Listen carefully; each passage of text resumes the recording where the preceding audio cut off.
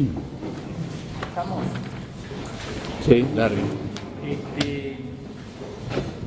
Seguramente va a convenir que tengamos a mano para tomar nota de alguna cosa que surja.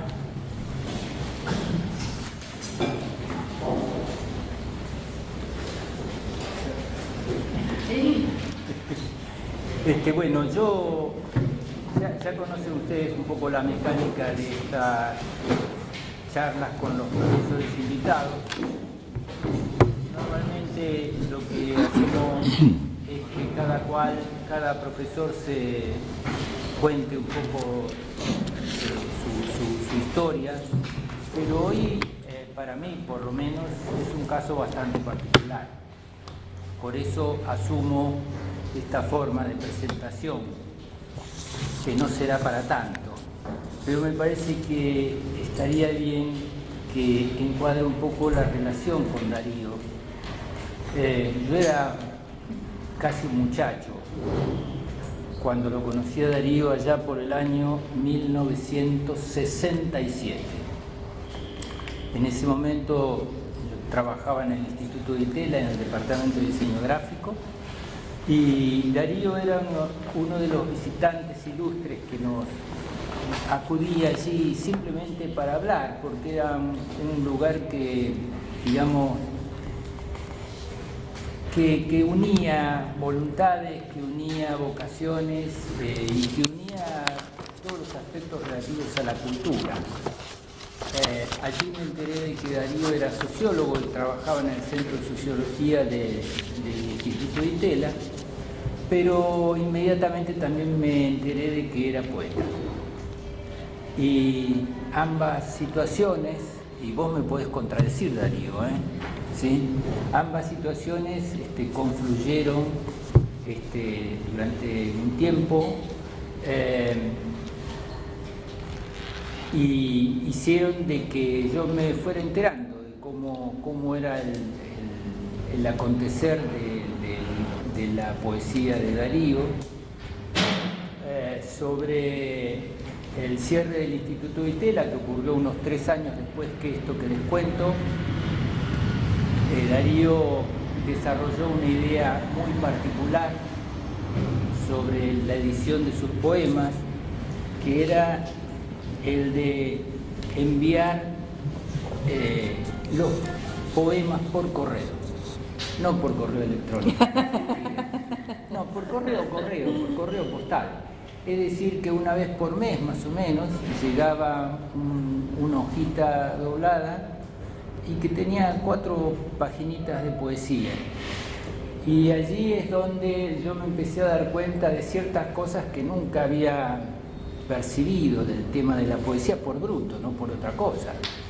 Y me di cuenta de que había una mecánica que desarrollaba Darío sobre la búsqueda de la palabra para que suene una idea que yo no tenía idea de ese tipo de refinamiento.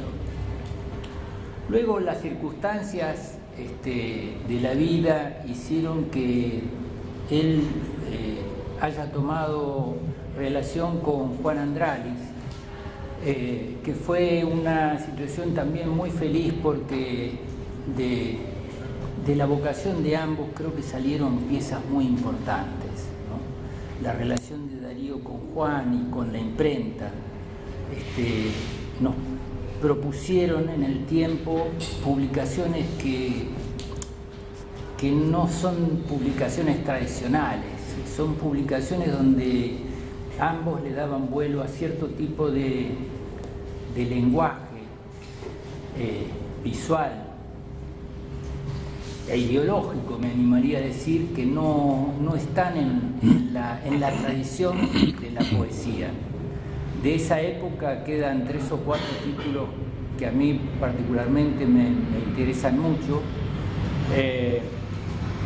El tema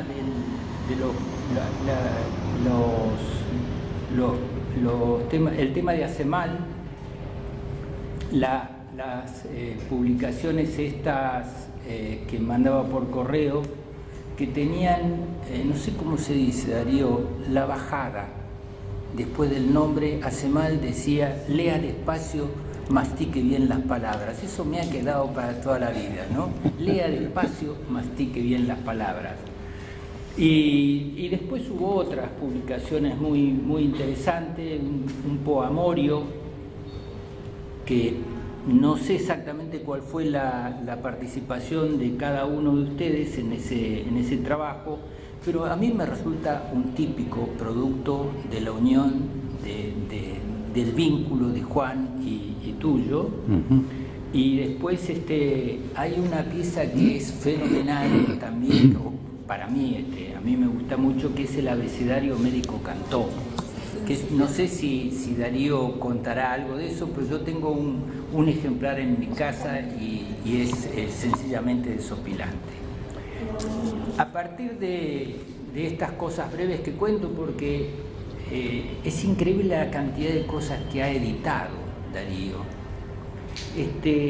Un día me dijo el día y la hora en el coche que había venido a verme para iniciar la saga de las publicaciones que acaba de terminar ahora, que incluyen 8 tomos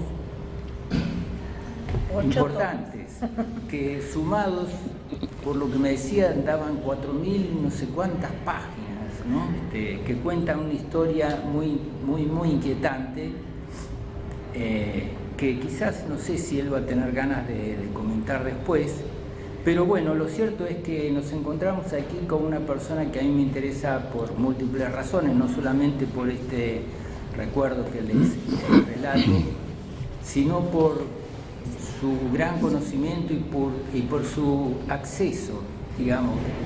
Para mí ha sido una persona que me ha ilustrado mucho y nos parecía que estaba bien que ustedes también tuvieran el beneficio de escucharlo.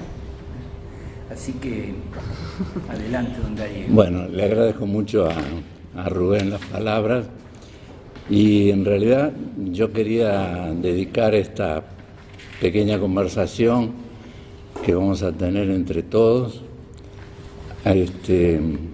a 2 maestros del diseño entre nosotros. Uno Juan Andralis, el otro el mismo Rubén. Entonces les voy a contar un poco la historia de mi relación con cada uno de ellos. O sea, la parte de sociología a la que aludió Rubén quedará de lado. Pero es cierto que nos conocimos en la época en que yo trabajaba en el Centro de Investigaciones Sociales, que estaba en Belgrano, en la calle Virrey del Pino, al 3200. Y yo me desplazaba muy a menudo hacia el centro, digamos, a la parte de artes y música que estaba en Florida, al 940. Y ahí uno de los lugares en los que más me detenía era la parte de diseño gráfico, donde estaba Juan Carlos Di Stefano, estaba Andralis, también Rubén, estaba Humberto Rivas como fotógrafo. Bueno, no sé si me olvido de alguien más, pero mi contacto con ellos era permanente.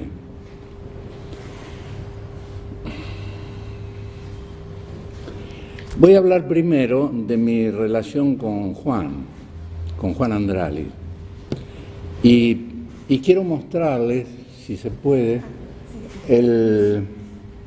lo que fue el proyecto. O sea, voy a hablar un poco de mi relación con los diseñadores. Entonces, hay un proyecto que yo tuve para un libro que terminó llamándose Poamorio. Ahora enseguida aparece, Darío. Estaba apagado el aparato. Estaba apagado el aparato. Ah, entiendo.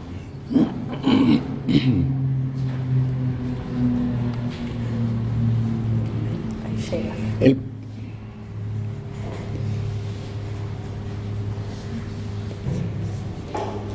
Poamorio, bueno, yo voy contando. Poamorio es un conjunto de poemas de amor. Originalmente yo había pensado que el título podía ser El amor en el espejo. Y se me había ocurrido, ahí está, y se me había ocurrido que una manera de presentar eso era con estas, no sé, láminas negras, digamos, y la escritura en espejo. ¿Se ve? A la Leonardo. Entonces, yo le fui con la idea a Juan, porque yo lo que quería hacer era un libro al revés. O sea, este título iba a estar en el medio. El libro iba a empezar con un poema e iba a terminar con un poema en lo que son tapa y contratapa habituales. Y en el medio del volumen iba a estar el nombre, la editorial, no sé, lo que normalmente es parte de la tapa, ¿se entiende? Era agarrar un libro y darlo vuelta. Esa era la idea mía.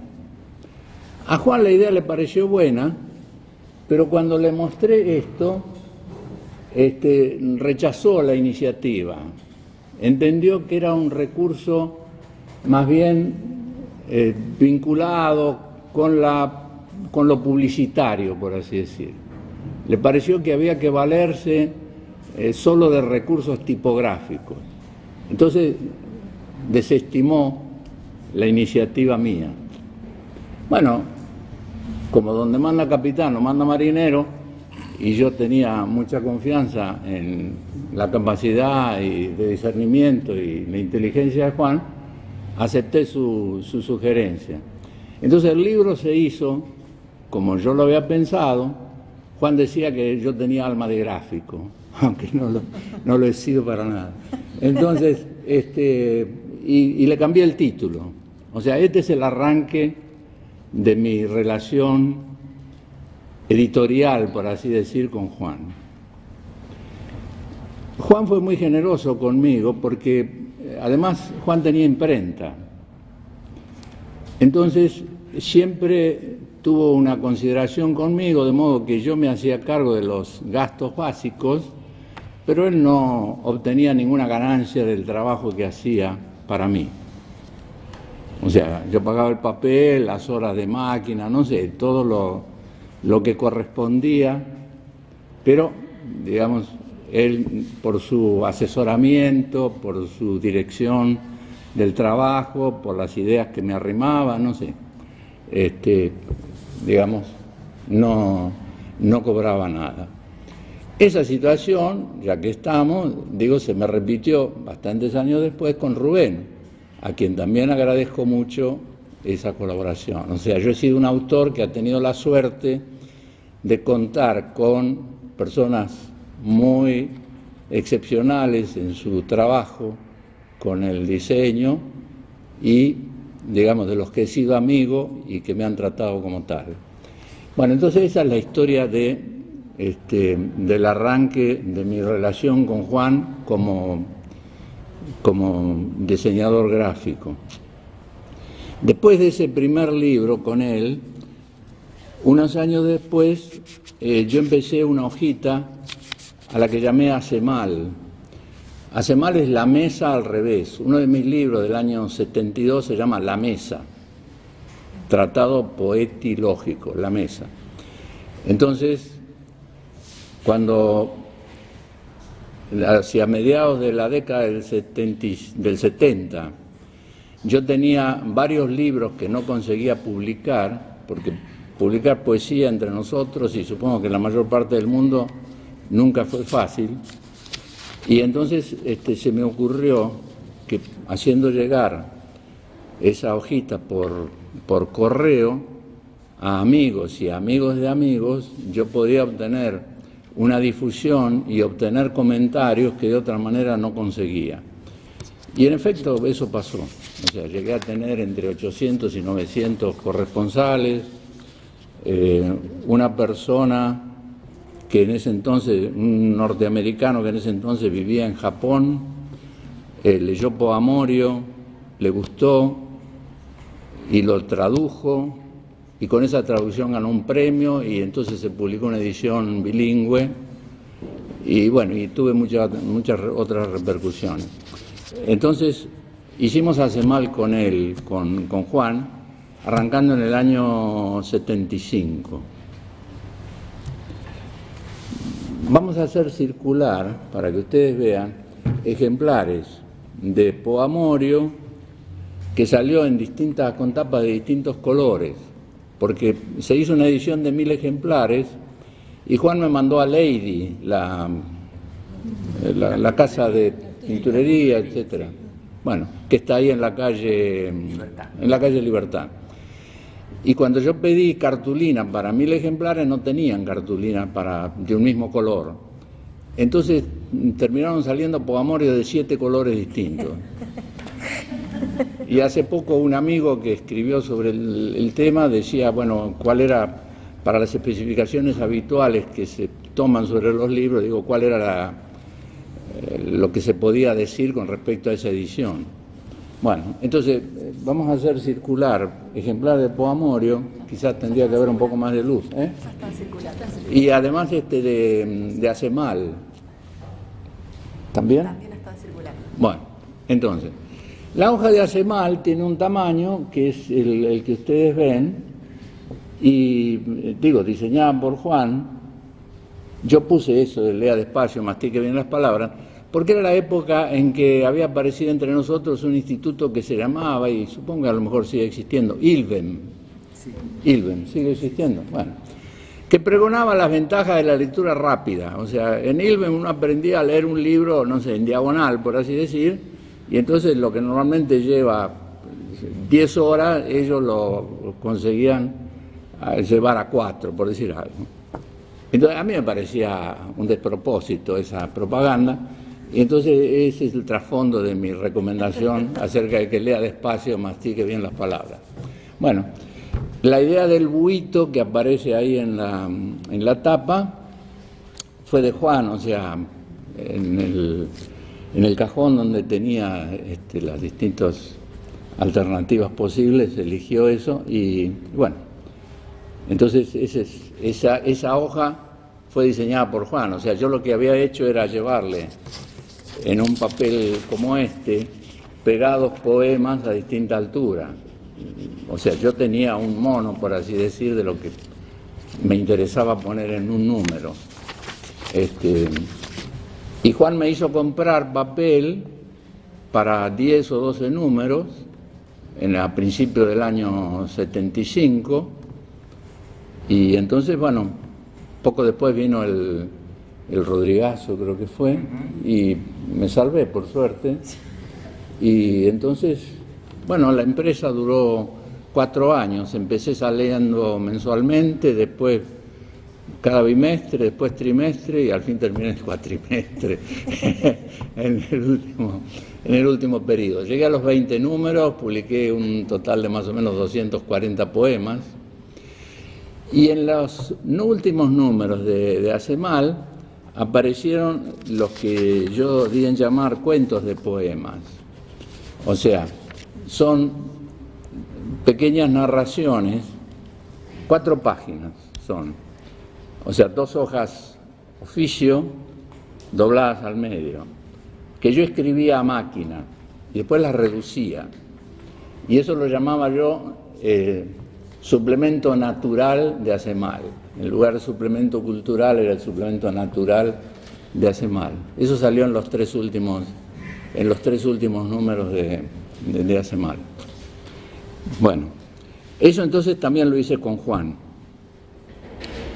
Y una tercera cosa que hice con Juan es algo que mencionó Rubén al comienzo, que es el abecedario médico Cantón. El abecedario médico son como 800 redefiniciones de productos medicinales. O sea, no sé si ustedes han visto, supongo que debe seguir existiendo. Los médicos solían tener. Mi padre era médico y he tenido un hermano médico. Entonces, en mi casa yo me crié con lo que se llamaban vademecum. Entonces el vademecum era un listado de todos los medicamentos que ofrecen las farmacias o que tienen las droguerías con las especificaciones acerca de su composición y para qué enfermedad, etcétera, etcétera. Bueno, entonces yo estaba familiarizado con lo de los medicamentos. Y yo, a principios de la década del 70, había estado trabajando en la Academia Nacional de Medicina, tiene una biblioteca ahí cerca de la Plaza Las Heras, no, la Plaza Las Heras no, ese gran campito donde era la penitenciaría antes, no sé cómo se llama. En Las Heras. Las Heras es, bueno. La Plaza Las Heras. Bueno, la Plaza Las Heras. Entonces, muy cerca de ahí, a una cuadra, la Academia Nacional de Medicina tenía una biblioteca. Y yo fui durante bastantes días ahí porque tenía la idea de escribir algo, un poema, no sé, quizá largo, sobre los ruidos del cuerpo. Entonces me fui a documentar ahí. Tomé bastantes notas. Finalmente el proyecto quedó en la nada. O va, por lo menos hasta ahora. Pero hacia el año 73, 74, un día estando en mi casa, había unas ventanas de hierro, digamos, y estaba sentado, así como estoy ahora, me levanté y me encajé la ventana en la cabeza. Me hice un corte y entonces fui a un hospital cercano para que me curaran, me parece que era el Rivadavia. Bueno, me curaron y me dieron un medicamento, un medicamento antitetánico, ¿no? Tetabulín se llamaba. Y yo me fui a mi casa, no sé, habrán pasado 10, 15 días, no me acuerdo. Y de repente me acuerdo del nombre del medicamento. Entonces anoté en un papelito Tetabulín Corpiño Mistongo. Corpiño Mistongo. Porque hay un tango en un bulín mistongo. Bueno, y me lo dejé en el bolsillo. Unos días después o semanas después, no sé, saco el papelito ese, me causa gracia y se me ocurre que puedo hacer lo mismo con muchos medicamentos. Entonces me pongo a trabajar sobre el vademecum que tenía, de César Valorí. Ese era el vademecum. No sé si seguirán haciendo reedición. Bueno, trabajé como 2 años con eso. Y terminó siendo eso que habló Rubén antes, el abecedario de Cantón. Ese libro, digamos, tuve la oportunidad de sacarlo con Daniel Divinsky, de Ediciones de la Flor, pero él no quiso que tuviera ninguna ilustración. Y yo estaba casado con la idea de que tenía que tenerlas.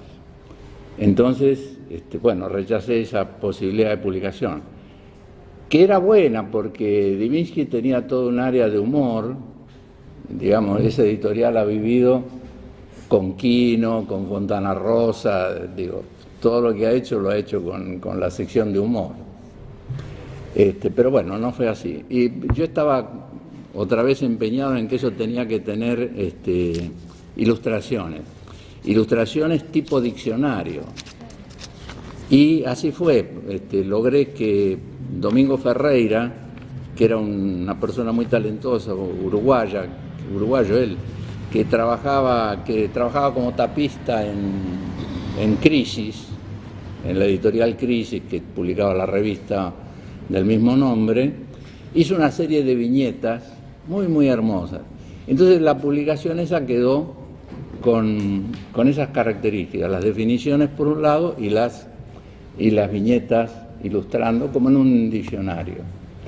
Bueno, eso fue lo último que hice con Juan, o sea, tanto Poamorio como Hace Mal, como el abecedario. Y después tuve la fantasía de poder hacer con él lo que terminó siendo de la misma llama y ha sido cuidado por Rubén. Porque la historia es así. Entre 1986 y 1989, a lo largo de 4 años, yo escribí unas 1500 páginas de una hoja tamaño oficio a un espacio. Y recuerdo que le fui a pedir consejo a Boris Spivakov y que me hiciera un cálculo del presupuesto que saldría esa edición. Ese trabajo yo lo terminé a fines de 1989 y en ese momento yo tenía la esperanza de que lo iba a poder editar. Ahora después vuelvo sobre esto. Pero quiero recalcar algo del tema de las conversaciones que yo tenía con Juan a propósito de ese libro que estaba escribiendo. Porque yo mientras lo iba escribiendo, yo recurría a alguna gente amiga, entre ellos Juan, para que fueran leyendo y me dieran su opinión sobre lo que leía. Entonces, en el libro que después se publicó, yo recogí de sus opiniones. Hay opiniones de Juan, hay opiniones de otros amigos, en fin, testimonios del momento en que leían eso. Yo también siempre pensé desde el arranque que ese libro iba a ser ilustrado. Y entonces me preocupé por conseguir un fotógrafo. El fotógrafo fue Oscar Balducci, que ha muerto hace unos 3 años. Oscar Balducci también escribía poesía, y lo conocí por ese lado, pero también supe que era fotógrafo y muy buen fotógrafo.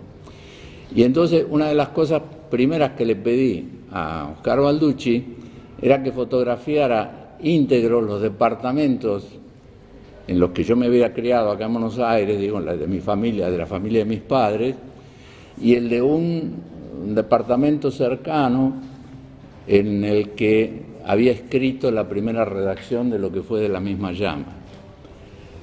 Y además conseguí que gente amiga mía de Carmelo, porque mis padres son uruguayos, también tomara fotos. O sea, yo quería que lo que yo escribiera estuviera acompañado por documentación fotográfica. La recomendación de Juan, historia que cambió después con Rubén, fue la de que las fotografías debían ser en blanco y negro. O sea que la instrucción que yo le di a los fotógrafos era que tenía que ser en blanco y negro. Por eso, algunos de los tomos de la serie, que de los 8 tomos, los primeros tomos, están en blanco y negro. Después, Rubén dio vía libre al color. Entonces, esto para que ustedes vean inclinaciones de distintos diseñadores o, no sé, temporalidades distintas. Juan murió hace más de 20 años, a Rubén lo tenemos activo en todo esto. Pero yo quiero contarles por qué esta fue la diferencia, y es la diferencia que se refleja en los tomos, ¿no? O sea, todos los primeros tomos están las imágenes en blanco y negro y el color aparece recién con el tomo de Noé Carbué. Por suerte, creo yo. Bueno, entonces, ahí termino la parte que tiene que ver con Juan, porque Juan, entre el 86 y el 89, cuando yo redacté, digamos, fue leyendo lo que yo escribía junto con otras personas y además me fue asesorando sobre la parte estrictamente fotográfica, diría. O sea, cuando Balducci me daba a mí los materiales, yo se los llevaba a Juan, Juan revisaba y me daba el visto bueno o me decía, mira, acá hay que rehacer esto, en fin. Yo me guiaba por eso. A fin del 89 termino la redacción y creía que iba a poder editarla al año siguiente. Eso no fue así y a lo largo de toda la década del 90 prácticamente me pasé intentando con distintas editoriales, he dejado constancia de vida de todo esto en los volúmenes, sin conseguir nada. Incluso una publicación que era relativamente reducida, que se llamaba Cuentos de Poemas alrededor de la mesa, y que había obtenido la aprobación del Fondo de Cultura Económica, no llegó a salir porque esto era en el año 94 y por ahí llegó el efecto tequila. México se fue al diablo económicamente y yo también con la publicación. Entonces, así llegué hasta, voy a decir la fecha exacta, que es la que le dije recién a Rubén en el auto. Así llegué al viernes 23 del 10 de 1998, viernes 23 del 10 de 1998, así que hace 20 años, y la anotación que aparece en el libro es Viamonte 454, séptimo piso, 17 horas, encuentro con Rubén Fontana. ¿Qué es lo que hago?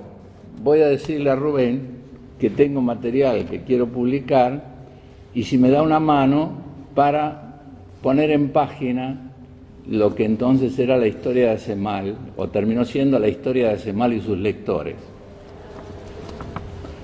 Después van a tener oportunidad cada uno de ustedes de tener el libro ese. Bueno, esto fue a fines de 1998.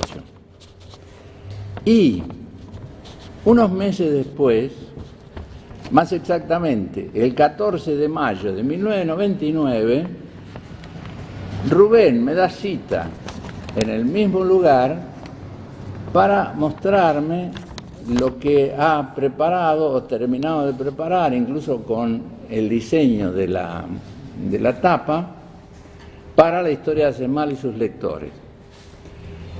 Yo he copiado esas páginas, he hecho una fotocopia de esas páginas del libro y después se las repartimos, ¿no? ¿Y con todo? ¿O ahora? No sé, ¿cómo quieren? ¿Hacemos ahora? Sí. Bueno. Para, y el enigma lo dejamos para después. Ah, cierto, me olvidé de algo. Bueno, ahora volvemos. Bueno. Repartimos y ahora volvemos. Bueno. Gracias. Luciana reparte entre todos ustedes, también ayudan. Y después vamos a hablar de otra cosa, porque le vamos a pedir 2 deberes. No se la van a llevar tan de arriba. Sí.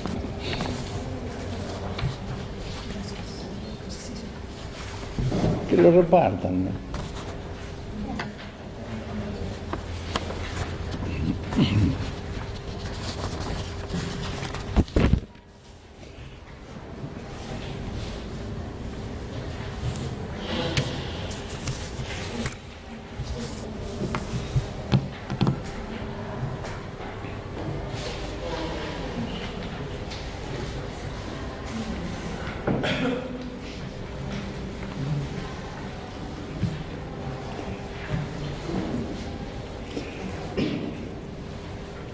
Les estoy repartiendo este ejemplo, bueno, porque tiene que ver con Rubén y porque además es el único poema que he escrito en mi vida a pedido.